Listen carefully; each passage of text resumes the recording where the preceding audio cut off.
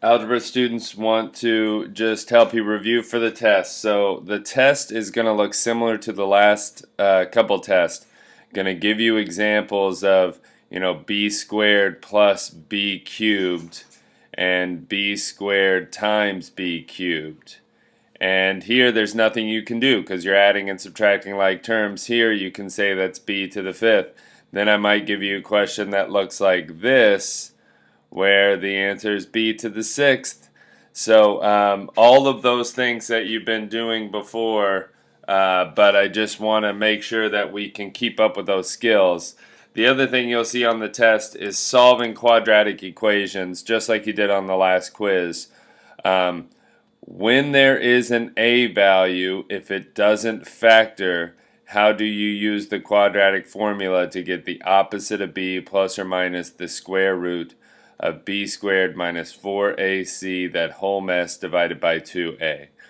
What I want to talk about today in this video, in addition to preparing you for the test, is this inside part here called the discriminant. So this was in an Algebra 2 video I had you watch the other day. The discriminant helps you figure out what kind of answers you get to your quadratic equation. So sometimes I just have you look at b squared minus 4ac, figure out if it's bigger than 0, if it's equal to 0, or if it's less than 0.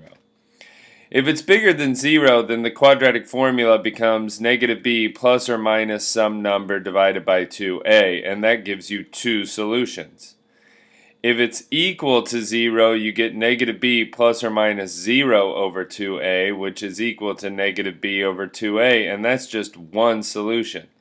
That can happen sometimes. A quadratic ends up looking like this: x minus 2 times x minus 2 quantities equals 0.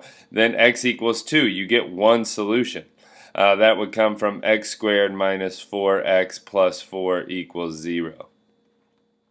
If you did the discriminant with that, you would do 16, that's negative 4 squared, minus 4 times 1 times 4, so you get 16 minus 4 times 4, which is 0. So when the discriminant is 0, you get one solution. And then lastly, if the discriminant is less than 0, then you get what we call in math two complex solutions. Sorry, my dog's barking here. Two complex solutions. And complex, all that means is a type of number that has both a real and imaginary part. So you could say two non-real solutions. Two complex solutions is more accurate, but two non-real solutions works. I don't like when teachers have kids write no solution, because there is a solution, it's just non-real. So, super short video. If I were you, I would review factoring, I would review your old test, I would work on corrections because those are due Monday, and I'll see you Monday. Peace.